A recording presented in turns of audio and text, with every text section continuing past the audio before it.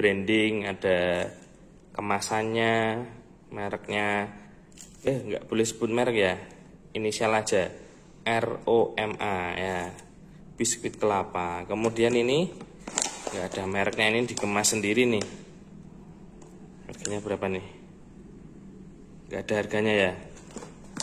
Ya, nggak tahu mahal yang mana, nggak tahu. Cuman lebih menarik kayaknya yang kemasan pabrikan ya. Ada apa? Desainnya. Nah, ini anak multimedia yang ngedesain nih. Ini kopi. Oh, ini ternyata palsu ya. Ini cuma desain kemasan karya anak-anak multimedia, tuh nggak ada isinya tuh.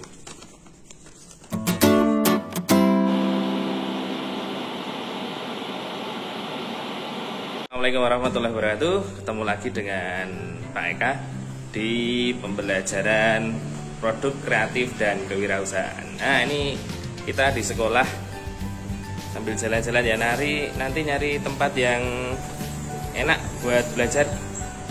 Mana? Kangen nggak sama sekolah? Tuh, parkiran tuh. Nah, yuk kita turun aja. Kita bikin video di bawah. Oke, di pembelajaran kali ini KD-nya adalah tentang perakitan produk, metode perakitan produk. Kalau multimedia metode perakitan produknya kayak apa? Emangnya kita orang pabrik produknya dirakit? Ya tetap bisa. Jadi kita sesuaikan materinya dengan apa yang akan kita bahas. Oke, di mana? Di sini ya. Oke, di sini aja. Ya.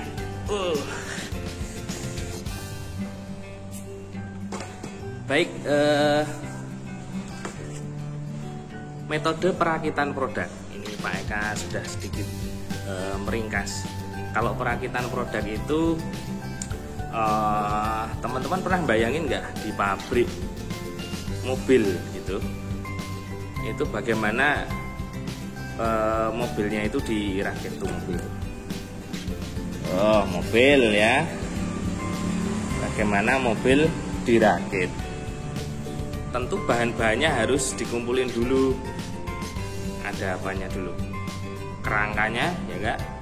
Kerangka utamanya, kemudian baru nanti aksesorisnya, kerangka, baru kemudian mesin, kemudian nanti rodanya, kemudian nanti spionnya, kacanya dan lain sebagainya, interiornya, semua dirakit menjadi satu. Itulah metode perakitan. Artinya apa?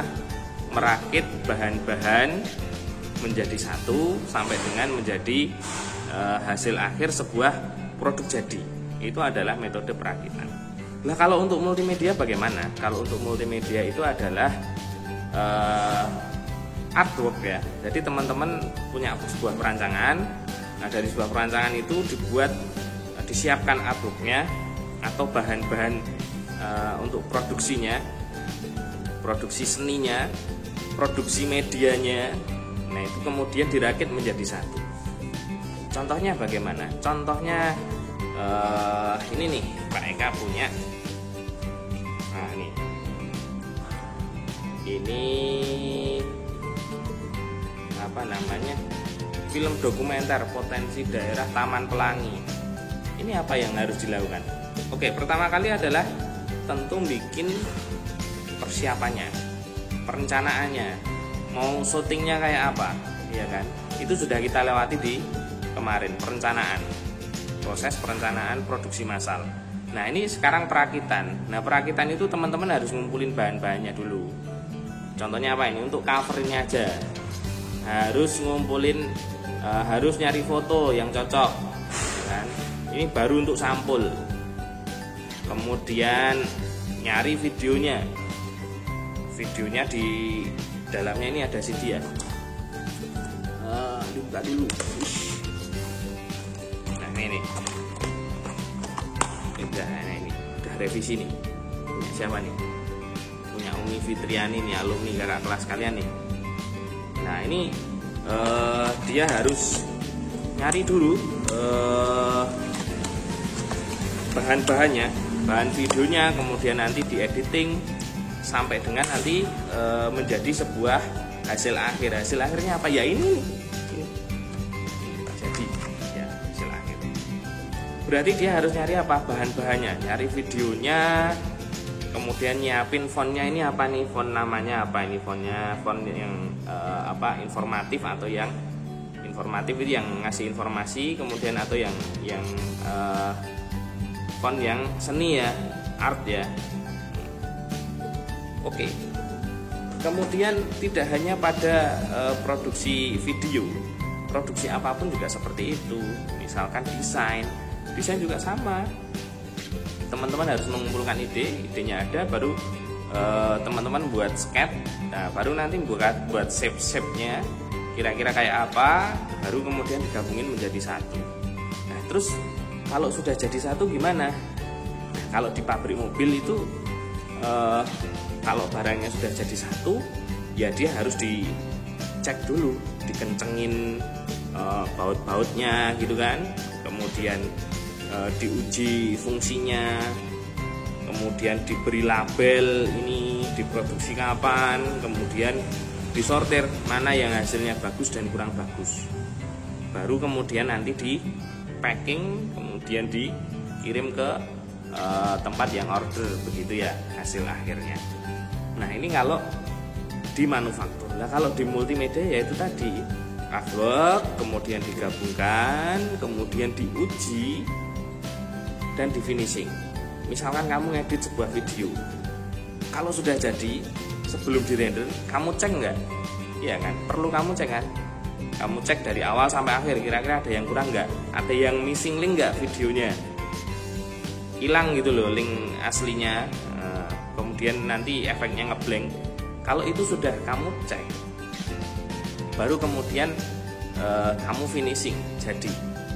Nah inilah yang harus kamu lakukan. Nah di multimedia itu adalah yang terpenting, itu ada 3 unsur ya di multimedia itu. Yang pertama adalah sumber informasi, kemudian penerima informasi, sampai dengan yang terakhir adalah media penyampainya. Lah teman-teman ini fokus kepada perakitan medianya supaya informasi dari sumber informasi itu bisa diterima oleh penerima informasi yang seharusnya.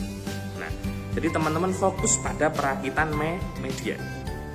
Oleh karena itu di KD yang ini metode perakitan ini teman-teman adalah fokus kepada proses bagaimana menjadikan satu menjadi sebuah produk utuh multimedia. Dan jangan lupa produk multimedia itu harus kamu uji. Misalnya kamu buat sebuah desain, ya harus kamu uji gimana sih kualitas desainmu, apakah kamu perlu pendapat orang lain, apakah ini desainnya punya kekurangan atau enggak. Kasihkan klien yang pertama kali order, atau mungkin kasihkan temanmu dulu, minta masukan. Kalau itu sudah kamu rakit, kamu jadiin satu, nah dievaluasi sehingga nanti bisa menjadi hasil akhir. Nah kayak ini kemasan ini juga dia tentu punya persiapan nih. Gak mungkin nih, dia mungkin sudah punya informasi duluan ya, informasi di awal, oh ini ada kemasan bentuknya kayak gini, saya akan menirunya. Kemudian apa yang saya butuhkan ya, pertama tulisan. Nah ini tulisannya ini disiapin nih, namanya, mereknya dulu, sangajicoffee.co. Ini tentu dia nyiapin dulu konsepnya. Nah baru setelah itu dia buat dirakit jadi satu kemasan seperti ini.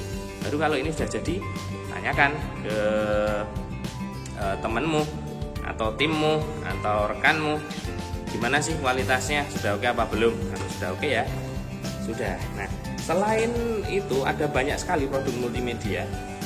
Ini film pendek Peduli Salah, ini diikutkan di FLS 2M ini ya, lombanya ya.